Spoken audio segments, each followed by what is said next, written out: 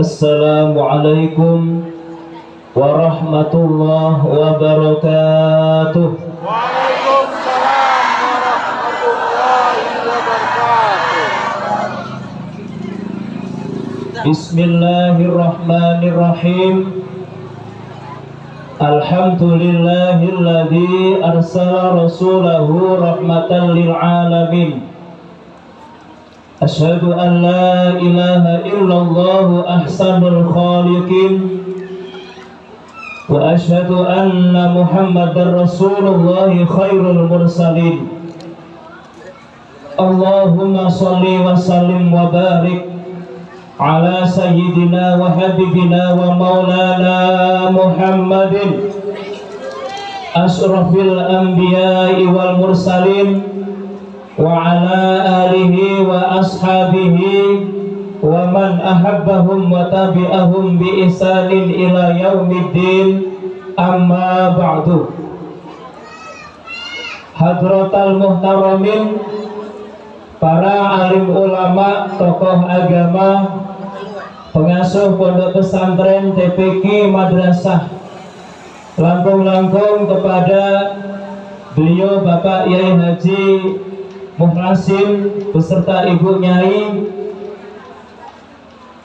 kepada Imam Masjid Al Husna beliau Bapak Ustadz Haryanto dan juga Ibu, dan para ustadz-ustadzah yang hadir, terutama kepada Ibu Ketua BKMT Permata Kelurahan Triagung menika ingkang sami-sami kita mulyakaken.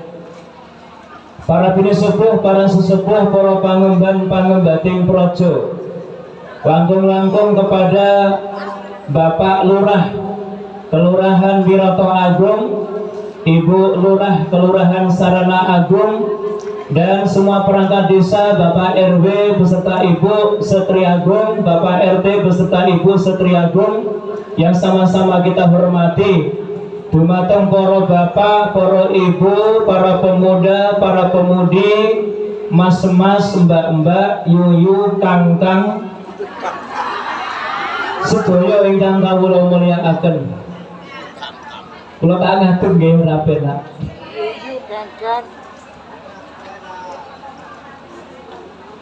Mari kita bersama-sama memanjatkan rasa puji dan syukur kehadirat Allah Subhanahu wa Ta'ala atas limpahan karunia-Nya, sehingga pada kesempatan sore hari ini, walaupun terasa panas, hadirin hadiratnya kita itu kipasan kabeh, karena disampaikan panitia keadaannya sederhana, nggak ada kipas yang menyejukkan udara kita.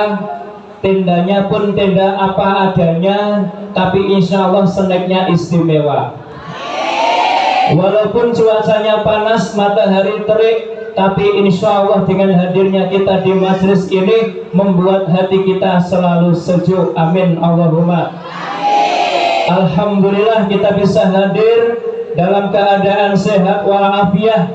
Kita dapat muwajahah mujalasah tanpa dalam suatu apapun. Mudah-mudahan dengan jalinan silaturahim ini menjadi satu wasilah kita mendapatkan curahan rahmah dari Allah Subhanahu wa Ta'ala. Amin Allahumma.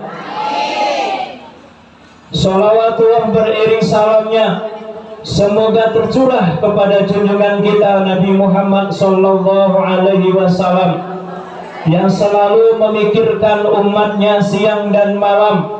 Walaupun banyak yang menyakiti, mendolimi, memusuhi, namun Rasul tak pernah balas dendam. Inilah Rasul teladan kita Nabi Muhammad Sallallahu Alaihi Wasallam. Semoga tercurah juga kepada para sahabat, para keluarga, dan seluruh pengikutnya yang taat. Semoga kita semua yang hadir di BKMT ini termasuk umatnya dan diakui sebagai umatnya yang akan mendapatkan syafaatnya di dunia hingga akhirat. Amin Allahumma. Bapak Ibu hadirin hadirat yang saya muliakan, bahagia sekali kelihatan kompak. Ini tanda persatuan kita baik. Ini sebuah nikmat dari Allah yang harus kita syukuri, karena Adanya kekompakan, kebersamaan seperti ini merupakan anugerah yang harus kita syukuri. Alhamdulillah. Ayo syukur, alhamdulillah, diparingi nikmat kang kathah. Ayo syukur, alhamdulillah, diparingi sehat walafiat. Mangkat ngaji ora wegah, muga hasil ilmu manfaat. Amin Allahumma. Tambah sregep nglakoni ibadah, muga pinaringan istiqomah. Salatullah ala Toha Rasulillah. Salatullah ala Toha Rasulillah. Salatullah salamullah ala Yasin Habibillah. Salatullah ala Yasin Habibillah. Bapak Ibu, sebelumnya mohon maaf karena sebenarnya yang hadir untuk hari ini beliau Bapak Ustadz Muhammad Hafid, karena beliau berhalangan tidak hadir. Jadi saya di sini pupuk bawang. Ya, yang namanya ban serep ya insya Allah nggak sesuai dengan ban aslinya. Tapi niat kita sama-sama ngaji ya Bung. Insya Allah dengan ngaji seperti ini Allah memudahkan langkah kita dalam kebaikan. Allah selalu akan membimbing kita kepada jalan yang Allah ridhoi, dan hati kita akan semakin terang, dan segala penyakit-penyakit rohani kita mudah-mudahan disingkirkan, bukan karena kekuatan kita tapi pertolongan atau taufik dari Allah Subhanahu wa Ta'ala. Kita sama-sama yakin Bapak Ibu, dengan pengajian PKMT banyak ilmu yang bisa kita ambil, banyak hikmah yang bisa kita petik. Dan satu hal yang istimewa, dengan pengajian seperti ini kita akan bertambah zikir kepada Allah, tambah eling kalih Gusti. Dengan pengajian kita akan semakin tambah cinta kepada Nabi Muhammad, sehingga memperbanyak sholawat datang Kanjeng Nabi Muhammad Sallallahu Alaihi Wasallam. Kalau majelis itu sudah diisi dengan zikir, diisi dengan sholawat, diisi dengan ilmu yang bermanfaat, itulah majelis yang dibanggakan oleh Allah Subhanahu wa Ta'ala beserta para malaikatnya. Alhamdulillah. Nabi Muhammad nate ngendika ngeten, ma hadara qaumun majlisan min ghairi dzikrillahi ta'ala walam yusallu ala nabihim illa kana alaihim tirah fa in syaa adzabahum wa in syaa ghafara lahum. Ini singgungan dari Kanjeng Nabi untuk kita semua yang suka kumpul-kumpul.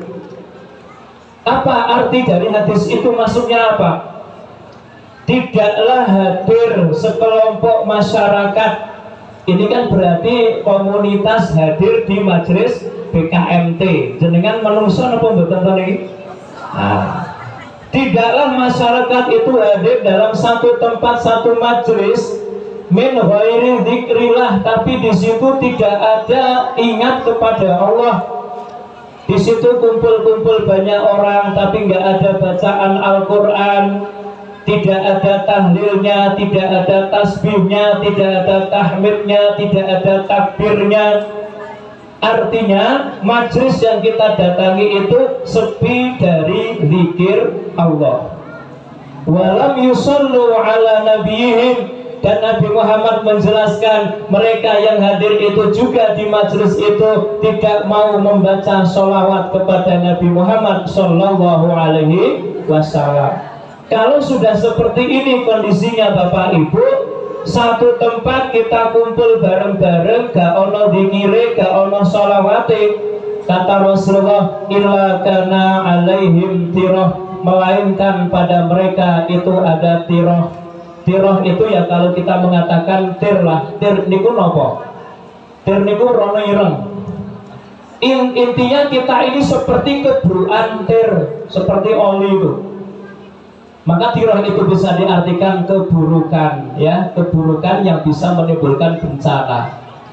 Nah, kalau kita hadir di majelis taklim, tidak ada zikirnya, tidak ada sholawatnya, maka di tempat kita itu ibaratnya akan terkena tiroh, akan terkena keburukan yang bisa mendatangkan bencana. Naudzubillah min dzalik. Maka kan Nabi ngendika, fa in syaa ghafara fa in syaa adzabahum, maka jika Allah akan mengazab mereka, fa in syaa ghafara lahum, dan jika Allah berkehendak juga akan mengampuni mereka. Berarti ini satu peringatan dari Rasulullah supaya kita sebagai umatnya ketika kumpul-kumpul hadir di majelis, jangan lupa zikir kepada Allah dan sholawat kepada Nabi Muhammad Sallallahu Alaihi Wasallam. Maka saking pentingnya zikir dan sholawat ini, biasanya kalau di jalan 6, saya sering ikut kenduri jalan 6 itu, tiap selesai kenduri wis mangan wareg, wis entek jajan akeh, wis dikai berkat siji-siji, biasanya terus Pak Haryanto niku ngode shollu ala Nabi Muhammad gitu. Dia napa badan niku intine kode ken apa niku? Ken mulih ta? Kenapa Pak Ustadz Haryanto niki dadak ngode shollu ala Nabi Muhammad, terus akhirnya sing krungu udah ngucap Allahumma sholli alaihi atau sallallahu alaihi wasallam, supaya tujuannya semua yang hadir kenduri itu jangan lupa baca sholawat kepada Nabi Muhammad. Tapi ojo terus iki diarani sholawat bubariyah. Ojo diarani sholawat bubariyah, sholat pembubar acara Anda. Intinya supaya yang hadir ini tidak sia-sia, mendapat barokah, mendapat ridho, dicurahkan rahmat, maka ada zikir dan ada sholawat kepada Nabi Muhammad Sallallahu Alaihi Wasallam. Apalagi masalah sholawat Bapak Ibu, kita ngomong dulu sebelum ngaji. Pernah kita baca dalam satu hadis yang bersumber dari sahabat Abi Bakrah, bukan Abu Bakar tapi Abi Bakrah radhiyallahu anhu. Satu ketika beliau bersama Rasulullah, tiba-tiba, bahasanya Jawa napa tiba-tiba itu? Ujuk-ujuk. Nah, kalau orang Padang apa itu ujuk-ujuk? Tibo-tibo. Nek wong Karangtejo ujuk-ujuk.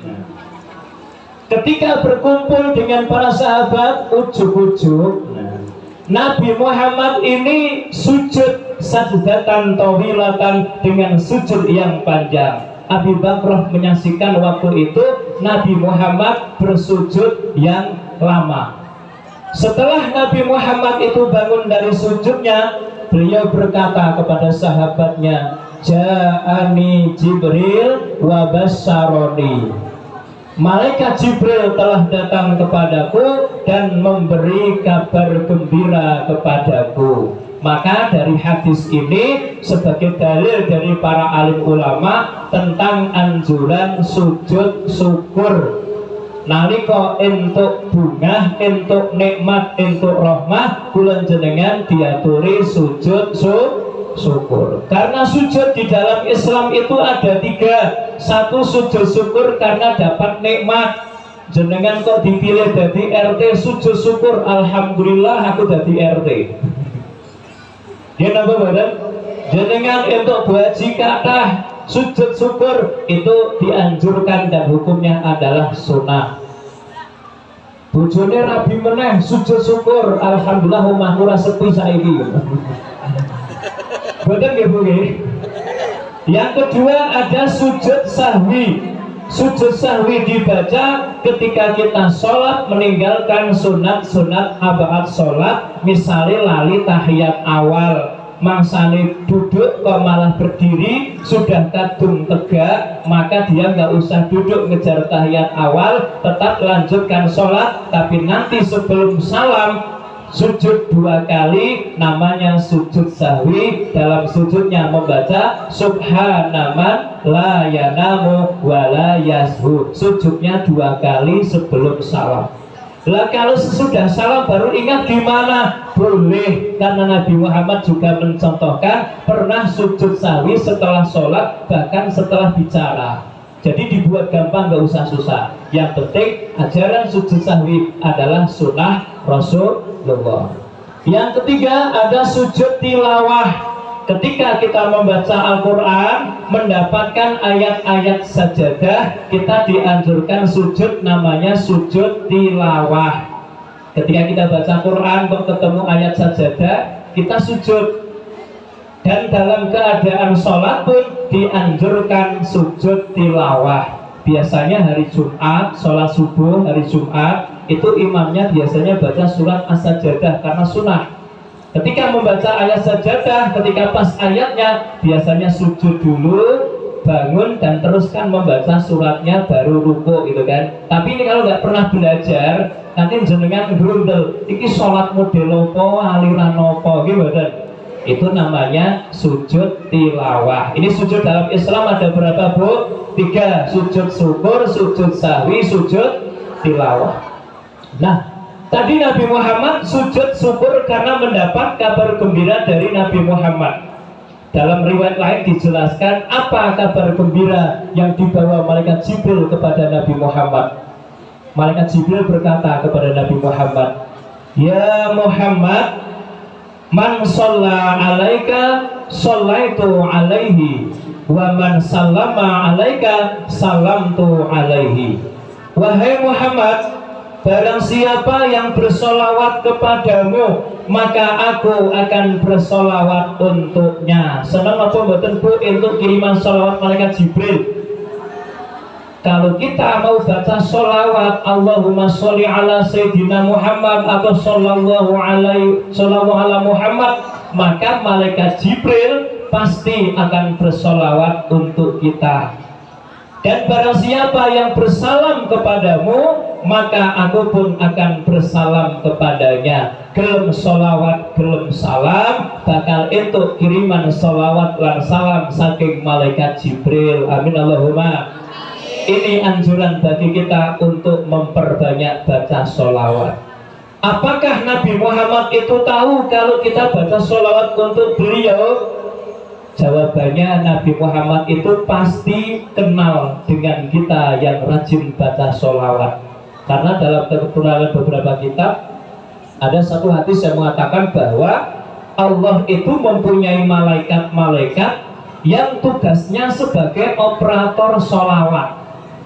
Jadi setiap umat Islam ini baca sholawat, malaikat ini nanti meneruskan sholawat ini disampaikan kepada Nabi Muhammad.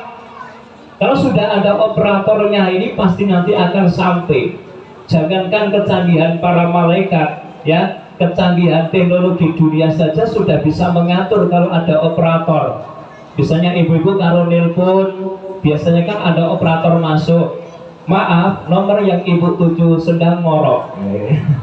Itu karena operator. Jadi semakin kita banyak sholawat kepada Nabi Muhammad, Rasul pun sangat bahagia. Dan orang yang paling banyak sholawat kepada Nabi Muhammad, itulah yang paling dekat nanti di hari kiamat, dekat di surga nanti, dan mendapatkan syafaatnya Nabi Muhammad Sallallahu Alaihi Wasallam. Maka di majelis ini saderenge ngaji sak teruse, monggo sholawatan riyen nggih.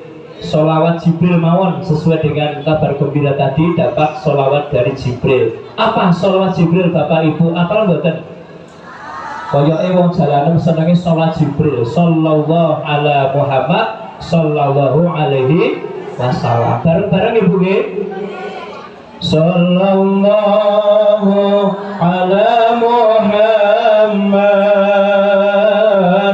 sallallahu alaihi wasallam. Sallallahu ala Muhammad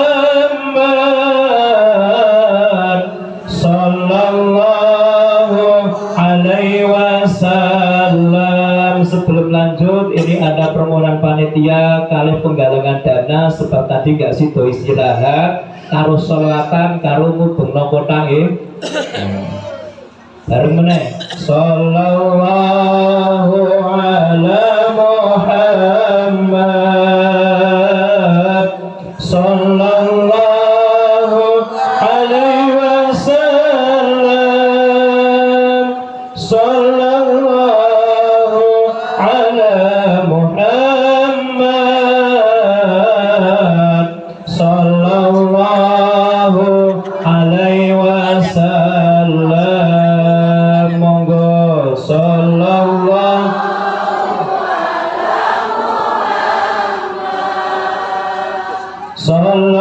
sallallahu alaihi wasallam sallallahu ala Muhammad sallallahu ayo dulur sing padha sregep ngaji ayo dulur padha sregep ngajine mumpung ana utulan kesempatane muga-muga manfaat ilmune muga-muga barokah umure monggo sallallahu ala sallallahu alaihi wasallam sallallahu ala Muhammad sallallahu alaihi wasallam ganti ilmu bakal katrimo amale dodo jembar padang pikirane sapa seneng nyedak para ulamae insyaallah tambah padang atine sallallahu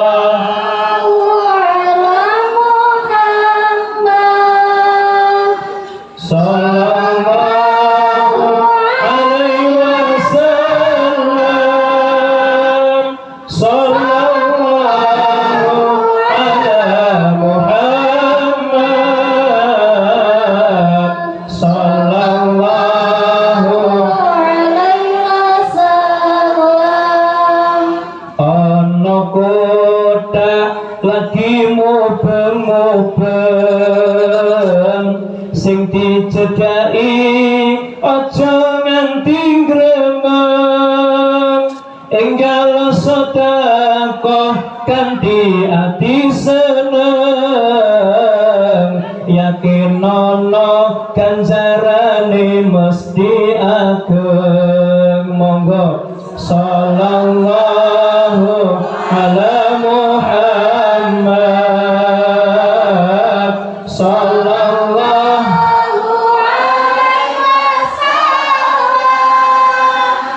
sallallahu ala Muhammad sallallahu alaihi wasallam ana kerdus lagi wirawiri sing diampiri aja nganti lara ati seneng sedekah kanthi ikhlas ati yakin ana Gusti Allah bakal ganti sallallahu ala Muhammad sallallahu sallallahu ala Muhammad sallallahu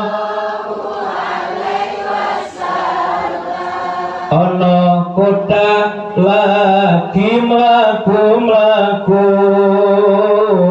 sing diampiri aja nganti nesu enggal-enggal buka dompet lan tasmu yen ranggawa nyilih dhisik tanggamu sallallahu ala Muhammad sallallahu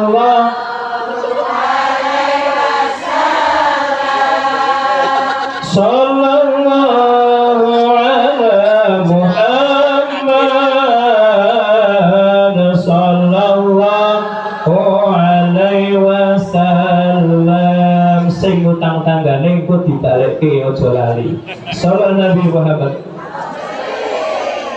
Bapak Ibu hadirin hadirat yang saya muliakan, dan tema hari ini adalah yang ditulis di spanduk, resep hidup sukses dan bahagia. Insya Allah temane singkat tapi padat, terutama niki dari nggih sonten ngajine mboten usah suwe-suwe, sing penting kathah. Nggih mboten? Gak usah suwe-suwe, sing penting kathah. Nek kathah niku ya biasane suwe.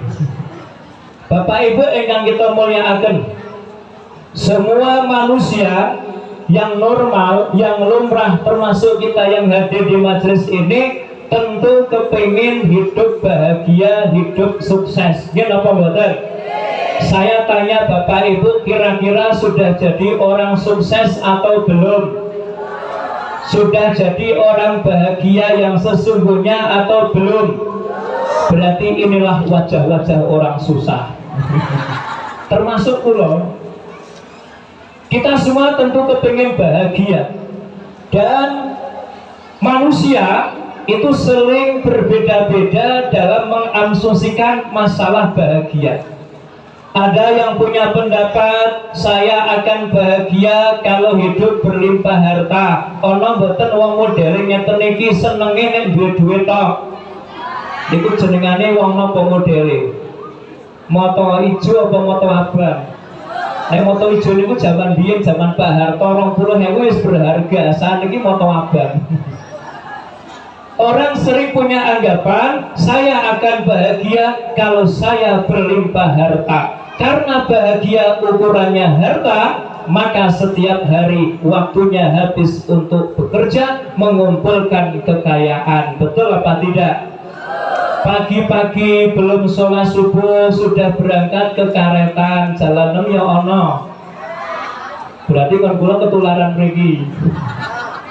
Saat sholatnya luhur masih ada di ladang, asar masih di ladang, maghrib belum pulang, isya pergi kerja lagi, karena harapannya hari itu dia mendapat uang sekeranjang, kemudian menjadi orang yang kaya raya. Tapi kira-kira Bapak Ibu kalau kerja berangkat pagi pulangnya malam, apakah kira-kira uangnya sekeranjang? Wes dijatah Gusti Allah ya semono niku, kerja sak jam sedina padha mawon nggih mboten? Ini kalau punya anggapan bahagia itu karena harta. Maka apakah benar-benar harta itu menjamin bahagia? Memang harta itu penting, apalagi ono ukara jer basuki mawa biya. Kesuksesan itu juga didukung dengan harta. BKMT niki maju lah mergo ono duit nggih mboten? Nek gak ono jajanin jenengan ya omong mangkat kok. Masjid akan megah dibangun, pesantren akan maju, semuanya akan maju, itu didukung dengan harta. Tetapi harta tidak jamin bahagia secara seluruhnya. Sebab banyak cerita orang yang banyak harta malah hidupnya menderita. Ini apa betul? Tiang niku nek saya sugih kira-kira atine saya tentrem napa saya susah? Saya susah, jenengan duwe perusahaan gede, karyawannya banyak, niku bingung tiap ajeng lebaran karyawan geger njaluk THR.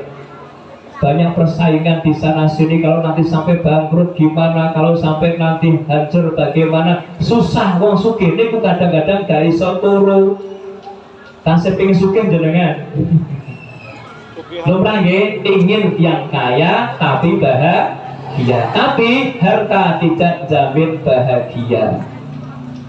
Ada juga yang mengatakan bahagia itu kalau nanti dapat jabatan, punya kedudukan, dia jadi lurah, dia jadi kepala desa, dia jadi DPR, dia jadi macam-macam. Kira-kira kalau sudah dapat jabatan bahagia apa tidak?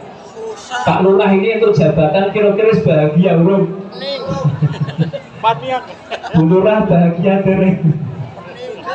Ya. Inilah keinginan kita.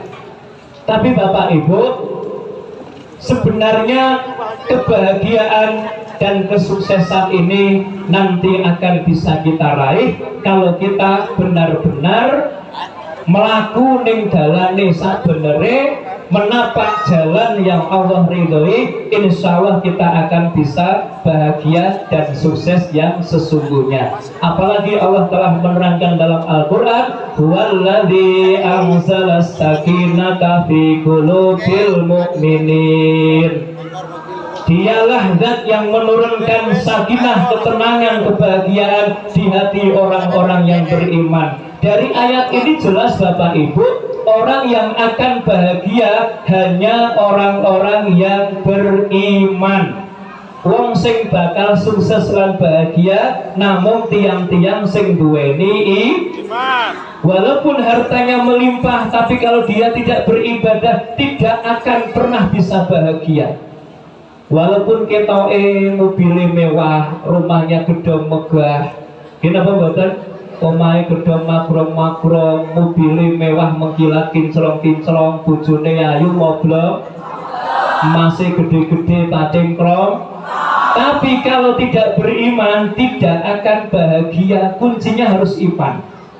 Tapi senajan nyekel duit seminggu itu 300.000, 400.000 dengan rezeki yang halal, asal punya iman, Allah memberikan kita rasa qanaah, dan qanaah syukur inilah kebahagiaan yang sesungguhnya. Kenapa buatan?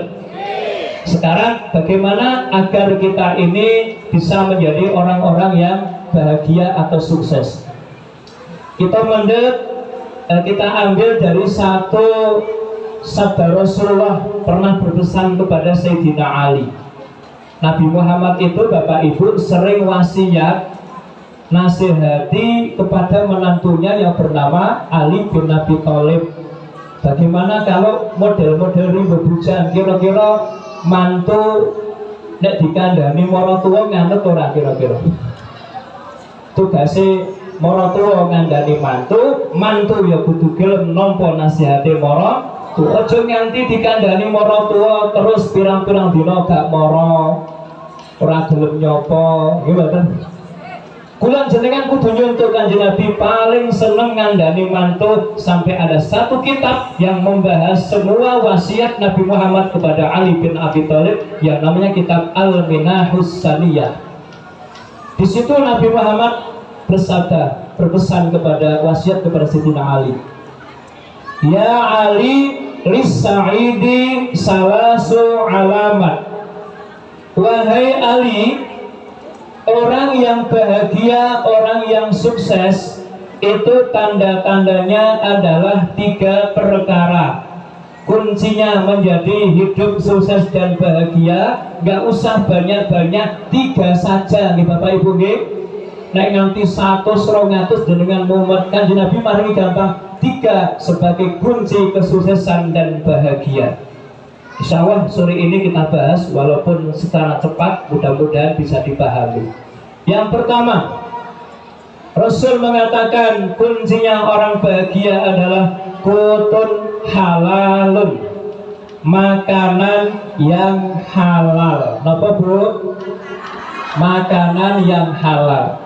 Apa yang kita makan, apa yang kita minum, kemudian menjadi power, kekuatan, energi kita untuk bisa beraktivitas, untuk bisa bergerak dan berusaha, itu usahakan berasal dari sumber yang halal. Kalau sumbernya sudah halal, insya Allah Allah akan membeningkan pikiran kita, membersihkan agama kita, dan mempermudah langkah-langkah kita. Dan Allah pun akan mengabulkan semua doa-doa kita kalau makanan minumannya adalah halal.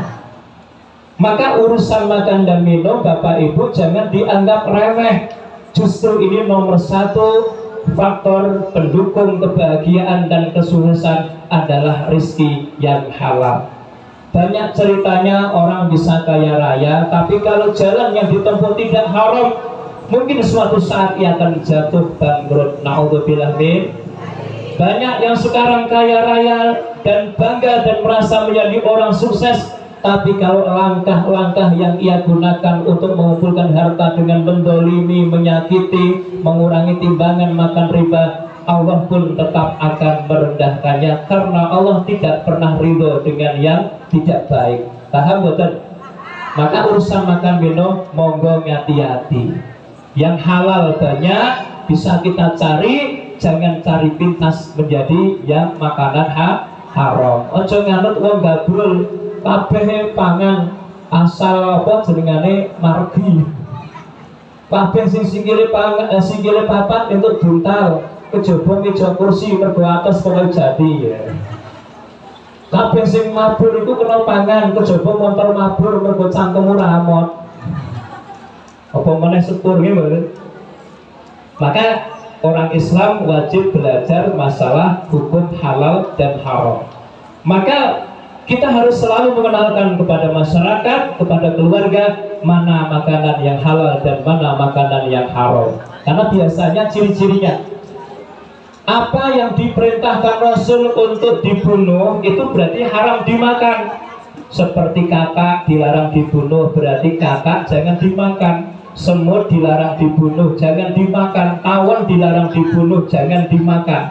Apa yang diperintah dibunuh juga haram untuk dimakan. Tikus diperintah untuk dibunuh, jangan dimakan. Kemudian ular, ya kan? Kemudian kelabang, kalajengking, kemudian anjing yang galak itu, dan semua anjing tentunya. Tapi tidak semua anjing yang boleh dibunuh, hanya anjing yang rabies. Kalau anjing yang punya manfaat boleh dipiara di ladang-ladang kita, menjaga keamanan. Apa yang diperintah oleh Nabi Muhammad untuk dibunuh dan dilarang dibunuh, itu hukumnya adalah haram, dan banyak di Al-Quran dijelaskan. Maka Allah Ta'ala menjelaskan dalam surat Al-Baqarah ayat 168 kayaknya. Bismillahirrahmanirrahim. Ya ayyuhan nasu kulu mimma fil ardi halalan thayyiba wa la tattabi'u khutuwatis syaitan innahu lakum aduwwum mubin. Gusti Allah ngendika teng surat apa wae mangke dibuka dipelajari tafsirnya. Al-Baqarah 168. Ya ayyuhan nasu, he manusia. Kalau Allah memanggil he manungsa, mestine kula jenengan nek manungsa kudune krasa. Kira-kira kula jenengan krasa napa mboten nek dipanggil ya ayyuhan nas? Nek ora krasa iki kuwatir wujude ayu-ayu nek ora manungsa. Sebab zaman akhir niku akeh menungso, ning janjane ora menungso. Ono menungso sing kaya wedhus, kaya kethek, napa mboten? Kenapa? Karena akhlaknya jauh dari Al-Qur'an dan sunnah Rasulullah sallallahu alaihi. Hai manusia, kulu mimma fil ardi halalan thayyiba, makanlah yang halal dan baik dari apa yang ada di bumi. Aslinya semua yang ada di bumi ini Bapak Ibu hukumnya adalah halal, boleh dimakan.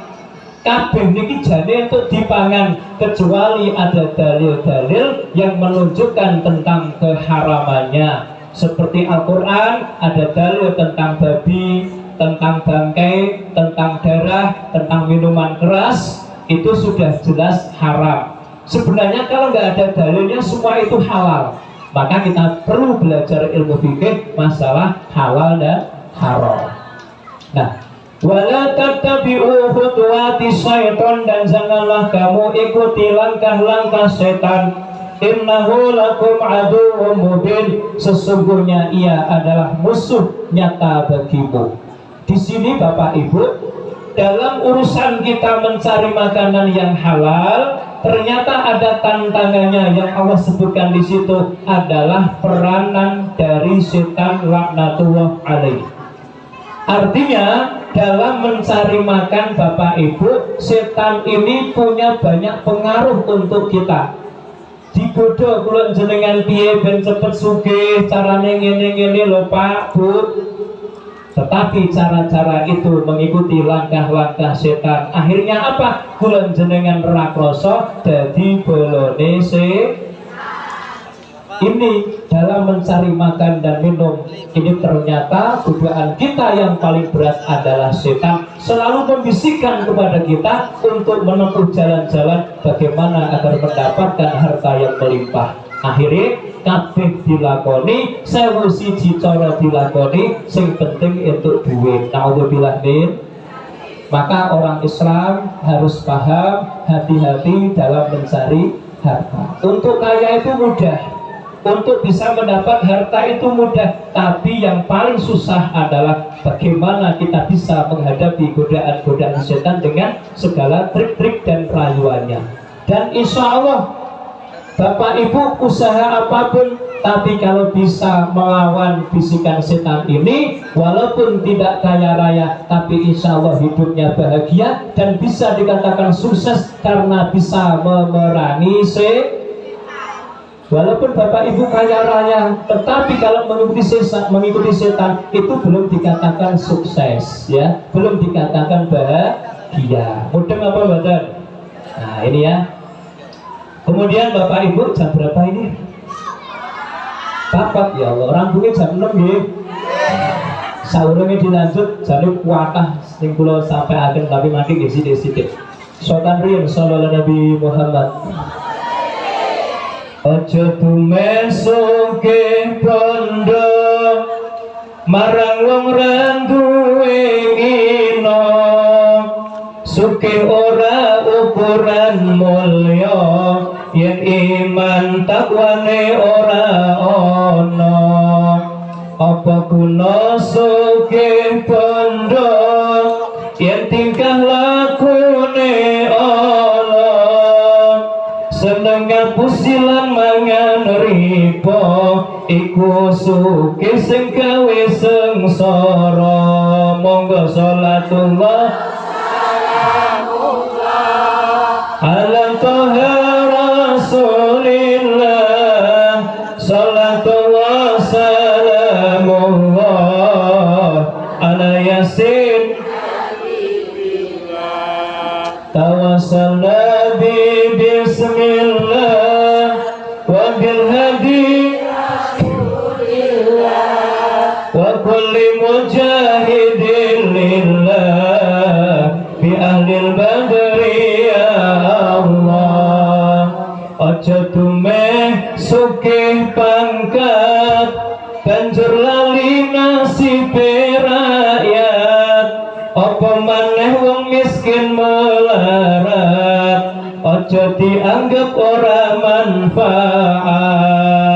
Eling ngono sira munggah pangkat, didukung suarane rakyat, dadi pejabat nanging khianat, ditenono bakale kualat. Sholatullah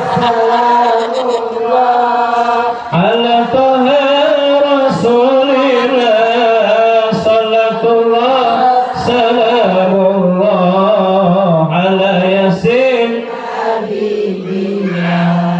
tawassalna bi bismillah wa bil hadi rasulillah wa kulli mujahidin lillah bi ahlil badri ya Allah. Apa guna sugih ilmu diteduwur wis ditemu, banjur lali bapak lan ibu, sing rekoso ngrakati sinau. Apa guna sugih ilmu yen tingkah lakune gawe bendo marang wong tua senenge nesu-nesu iku tandane Allah paring bendo. Salatullah salamullah ala toha rasulillah. Salatullah salamullah ala yasin tawassalna bi bismillah wa bil hadi rasulillah wa kulli mujahidin lillah bi ahlil badri ya Allah. Apa guna ganteng ayu rupane yen mung nuruti kesenengane, penampilan sing diunggulke kaya selebriti kaya uripe, banjur lali kewajibane, lali salat lali ngajine, gawe loro ati wong tuane, ganteng ayu nanging setan sejatine. Salatullah salamullah ala toha rasulillah. Salatullah salamullah ala yasin habibina tawassalna bismillah wa bil hadi rasulillah wa kulli mujahidin lillah bi ahlil badri ya Allah. Sallu ala Nabi Muhammad. Bapak Ibu pengen boten nek nyambut damel iku lan jenengan niki dadi penggawean sing apik ngasilke rezeki sing halal. Purun nggih. Insyaallah dengan pekerjaan yang baik nanti akan meraih yang ditulis di sini, hidup sukses dan bahagia. Kenapa? Karena mengikuti jalan yang benar.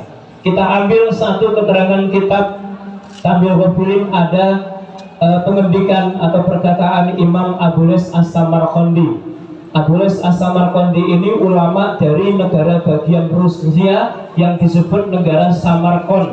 Samarkand sekarang adalah negara Tajikistan. Dulu bagian Rusia itu adalah munculnya ulama-ulama besar yang menulis kitab-kitab yang luar biasa yang hari ini masih dipakai di beberapa sekolah-sekolah dan perguruan tinggi di dunia. Termasuk orang Indonesia itu sangat ngefans dengan ulama-ulama dari Tajikistan seperti Imam Abules As-Samarqandi. Beliau mengatakan, man arada an yakuna kasbuhu thayyiban fa alaihi an yahfadha khamsata asya. Barang siapa yang kepingin usahanya baik, pekerjaannya pekerjaan yang baik dan tentu mendapatkan harta yang halal, maka dia wajib menjaga 5 perkara. Jadi Bapak Ibu kalau bisnisnya pengen halal, baik, usaha kita nopo mawon, mbuh ngojek, mbuh dodol, mbuh buka warung, mbuh online, mbuh nopo mawon, nek 5 niki dilakoni, pekerjaannya bagus, hartanya halal, insya Allah sukses dan bahagia dunia sampai akhirat. Pertama, alla yu'akhkhira syai'an min fara'idillahi ta'ala wala yudkhilan naqsa fiha. Yang pertama, jangan mengulur-ulur kewajiban-kewajiban dari Allah. Jangan suka mengakhir-akhirkan masalah sesuatu kewajiban-kewajiban dari Allah Subhanahu wa ta'ala, dan jangan pernah menguranginya. Intine nyambut gawe ojo ninggal kewajiban. Ngulur-ulur saja sudah bisa membuat kita tidak barokah, apalagi sampai meninggalkannya. Na'udzubillah min dzalik. Contoh kalau kita mayoritaskan orang PNS ya. Ini PNS nih, pegawai nyadap senior. Termasuk saya PNS, pegawai deres senior. Nah, contohnya adalah sholat. Ketika kita motong di karetan, kita dengar suara azan, hayya 'alas sholat, biasanya dia ngerti, oh wis azan luhur toh. Jadi ngerti yang luhur. Koseklah isih telung jalur tapi meneh ondo kabeh. Kek derese niku suntekane rukun Islam sing 5. Syahadat, sholat, zakat, poso, sing dawa setengah haji, keitalang. Gosek tanggung tasih 3 jalur.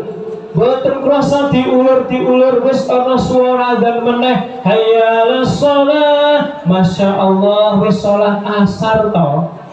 Berarti wong jane ngerti apa ora? Kupinge bolong apa ora? Tapi kok ora salat. Mergo nuruti hawa nafsu, anggapane nek gaweane rampung terus duwite kathah terus sukses bahagia nggih mboten? Ini jangan suka mengulur-ulur. Mangsane sholat nggih monggo sholat. Saatnya kita ngaji kita ngaji. Saatnya kita sholat kita sholat.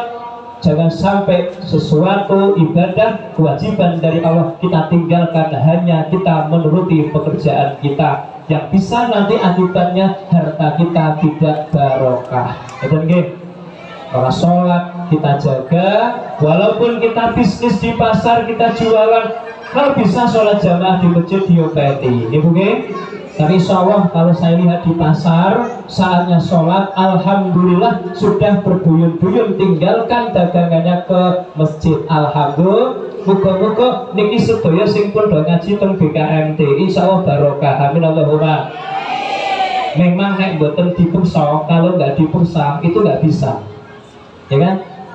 Ini pertama, jangan mengulur-ulur kewajiban dari Allah dan jangan menguranginya. Karena dalam ibadah kita nggak boleh tawar-menawar. Kalau 5 harus 5. Nggak boleh kita ini terus memandang agama soalnya ke bawah. Nggak boleh. Ibu-ibu yang sholatnya udah 3 kali dia bersyukur. Alhamdulillah, aku wis sholat sedina sewengi ping 3 senajan kek maghrib, isya karo luhur. Tinimbang Mbak Yanti jalan 12 kae nembe loro. Sing Mbak Yanti alhamdulillah aku sholatnya wis pindho maghrib karo isya, tinimbang Mbak Eni jalan 7 kae nembe sholatnya maghrib tok. Kalau sholat kita melihat ke bawah, akhirnya kita ngelokro, tidak ingin menjaga yang 5 waktu tapi bertahan dengan kekurangannya. Naudzubillah min. Maka soal agama lihat ke atas, jangan ke bawah. Ya, ini yang pertama. Yang kedua, wa alla yu'diya ahadan min khalqillahi ta'ala li ajril kasbi. Jangan menyakiti makhluk Allah, satupun makhluk Allah karena urusan kerja. Paham nggih? Dalam urusan kita bisnis kerja, jangan menyakiti orang lain. Entah itu dengan ucapan kita mengelek-elek, tahu nggak mengelek-elek? Ya mengolok-olok. Kita nggak boleh mengelek-elek orang lain. Kenapa? Karena mengelek-elek jelas orangnya elek. Nek sing dielek-elek belum tentu elek. Mula statusnya aben dielek-elek nimbang elek. Nah, itu dielek-elek itu betul sana soal bila aku dielek-elek berarti muga-muga dosane kelok. Gitu. Nek wong elek-elek jelas elek, tapi nek sing dielek-elek belum tentu elek. Nah, dalam urusan kita kerja, jangan menyakiti orang lain dengan ucapan, apalagi dengan cara-cara yang membuat orang-orang lain sesama profesi itu hancur. Naudzubillah min. Nah, pahamlah itu ya. Yang ketiga, wa alla yujhida nafsahu fil kasbi. Janganlah bekerja melampaui batas kemampuannya. Jangan melampaui batas kemampuannya. Kita ini perlu istirahat, kita ini perlu tidur, kita ini perlu refresh. Jangan 24 jam hanya untuk kerja, akhirnya merusak badan kita. Apalagi kita tidak mampu dikuat-kuatkan, akhirnya bisa membuat harta kita tidak barokah. Yang kita cari itu berkah, mboten namung kathah tapi barokah. Nek pun barokah niku kepenak. Yang keempat, wa ayyaksida bihi istighfafan li nafsihi wa li iyalihi wala yasida bihi al-jam'a wal kasrah. Yang keempat, hendaklah dia niat punya tujuan dalam bekerja, berbisnis, berusaha itu untuk menjaga diri dan keluarga dari yang haram, biar kita nggak ngemis, biar anak kita sejahtera, biar nafkahnya bisa tercukupi, anak-anak kita, istri kita bahagia. Niatnya seperti itu.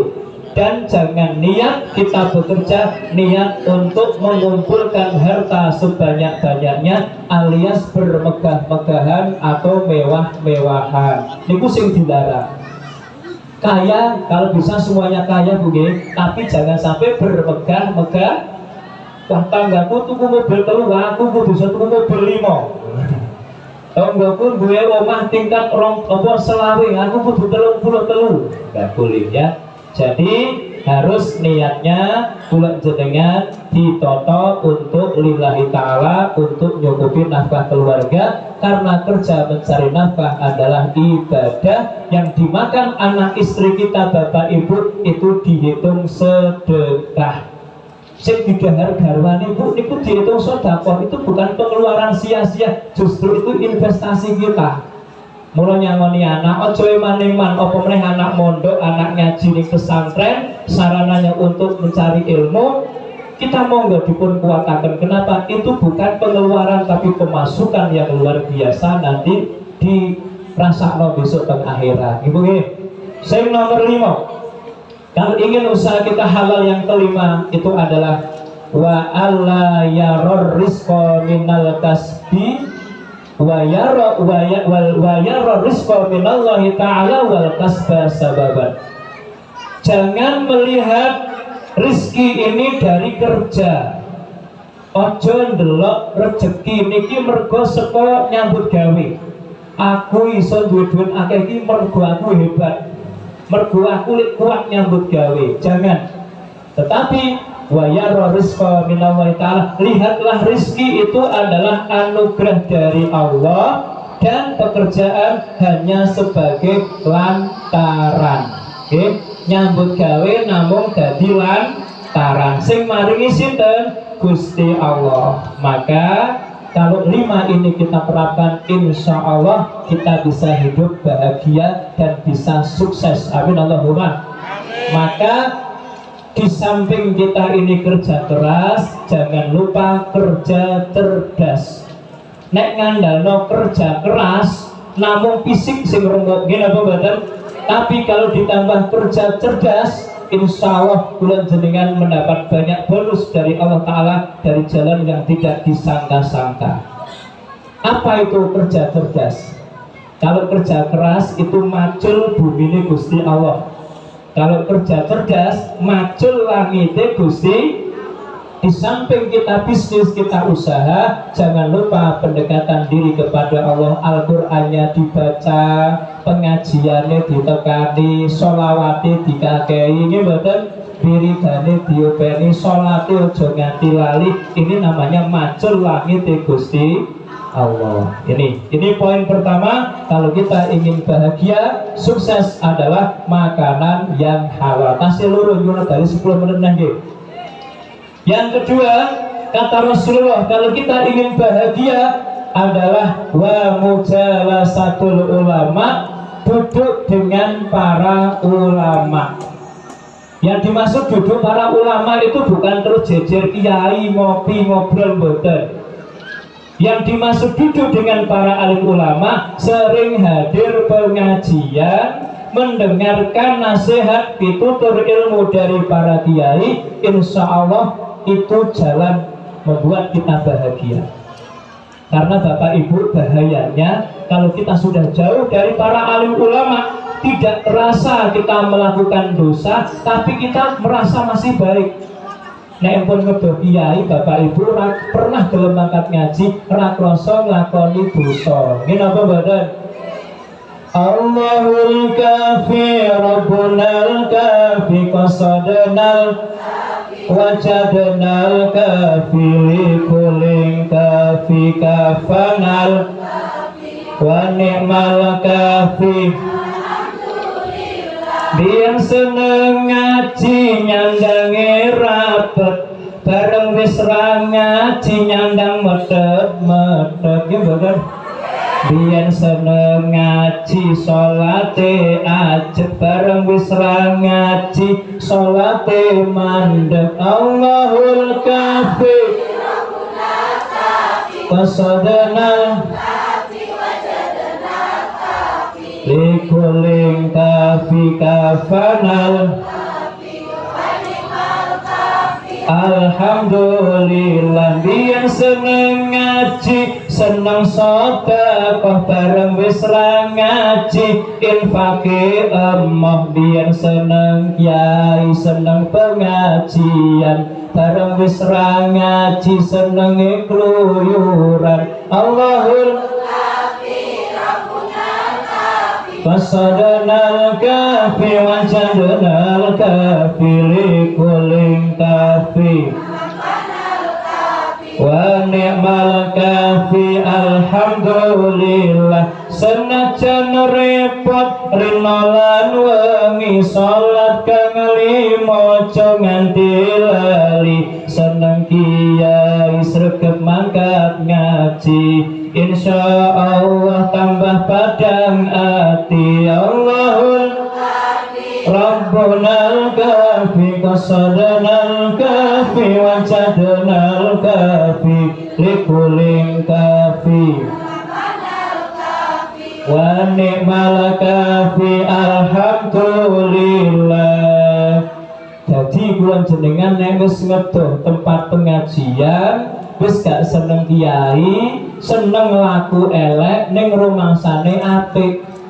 Ora krasa akhire salate sing biasane 5 terus akhire sudah dadi 4, dadi 3, dadi 2, dadi 1 belas ora salat. Jarene wis lah kala-kala ora salat Gusti Allah ngerti aku repot kok. Nggih ngerti nek Gusti Allah niku jenengan repot ning ya ngerti nek Gusti Allah napa jenengan niku kurang ajar nggih mboten. Ini yang kedua, sering-seringlah hadir di majelis taklim, apalagi kelurahan Sarana Mandiri dan Wiroto Agung ini punya wadah BKFT masih bersatu. Monggo dipun openi, jangan cuma ngaji di jalurnya saja, tapi juga di jalur lain berangkat, sampai kumpul dengan banyak para ulama mendapat ilmu tambahan. Oke. Yang terakhir, wassalawatul khamsu ma'al imami. Kalau kita ingin hidup bahagia dan sukses, kata Rasulullah, sholat 5 waktu bersama imam. Berarti sholat nopo nek karo imam? Sholat jamaah. Kata Rasulullah, sholatur rajuli ma'ar rajuli aska min sholatihi wahdah. Sholatnya seseorang dengan seseorang itu lebih baik daripada sholatnya sendiri. Wa sholatur rajuli ma'ar rajulaini aska min sholatihi ma'arajuli. Sholatnya seseorang dengan 2 orang itu lebih baik daripada sholatnya cuma dengan 1 orang. Wa ma kana aksara huwa ahsanu wa afdalu. Jadi apa yang lebih banyak jamaahnya nanti akan lebih baik. Memang sholat jamaah 17 derajat, tapi saya kathah jamaah, saya akeh barokah, saya kathah manfaat. Insya Allah kalau kita sudah rajin ngaji, kita jaga jamaahnya, terutama bapak-bapak, maka bapak-bapak ini sebenarnya harus ikut ngaji. Menranyalah nawang wedok ibu nggih. BKMT sing kita wadon-wadon kabeh. Mula BKMT niku jangan cuma badan kontak majelis taklim yang ibu-ibunya hadir, tapi BKMT singkatane bapake kudu melu teko.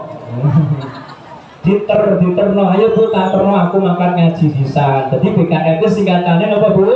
Bapake kudu melu ben ora nyalah-nyalahno wong wadon. Nggih mboten.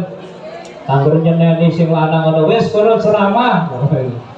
Jadi harus bisa saling memahami ilmu dalam rumah tangga ini sangat penting.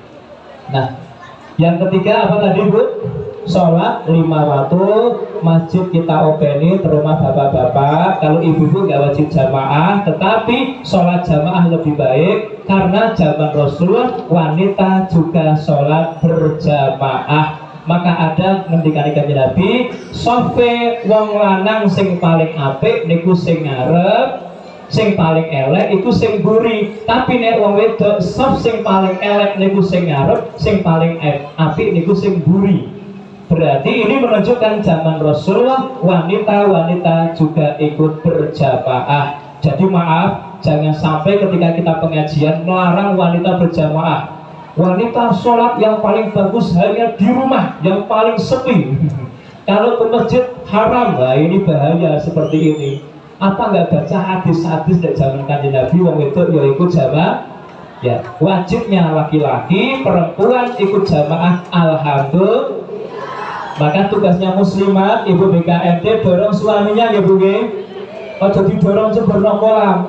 Didorong dalam arti Pak, iki wis masane jamaah sholat maghrib mengko nang masjid dhisik tinggalno gawean.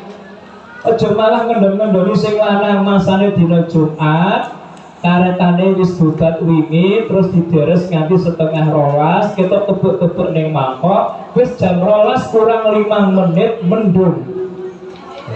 Kira-kira pripun? Bapake wis sadus wis nganggo sarung, nganggo peci, tapi sing wedok prengat-prengut. Terus kono Jumatan Pak, tapi nek bobor ra tanggunganku. Sing penting karete ora bobor. Kira-kira nek ngeten iki Pak jenengan Jumatan apa nyokak?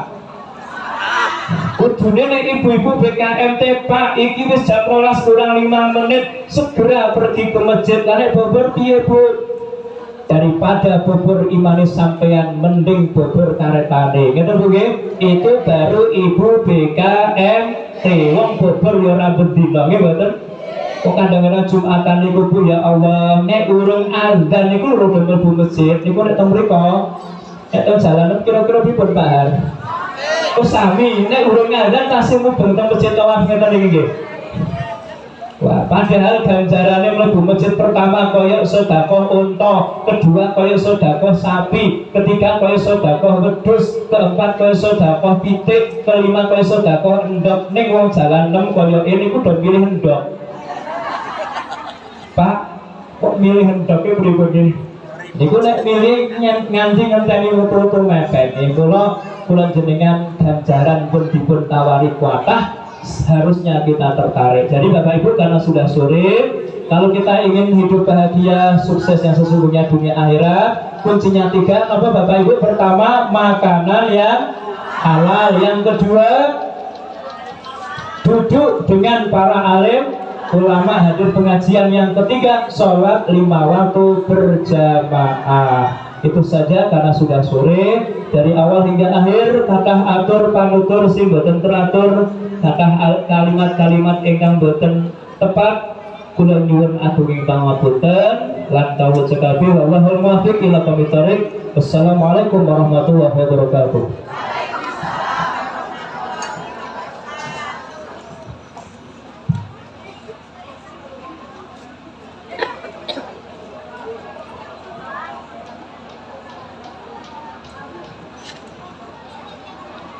Terima kasih kami sampaikan. Semoga apa yang telah disampaikan oleh beliau dapat bermanfaat bagi kita semua. Dan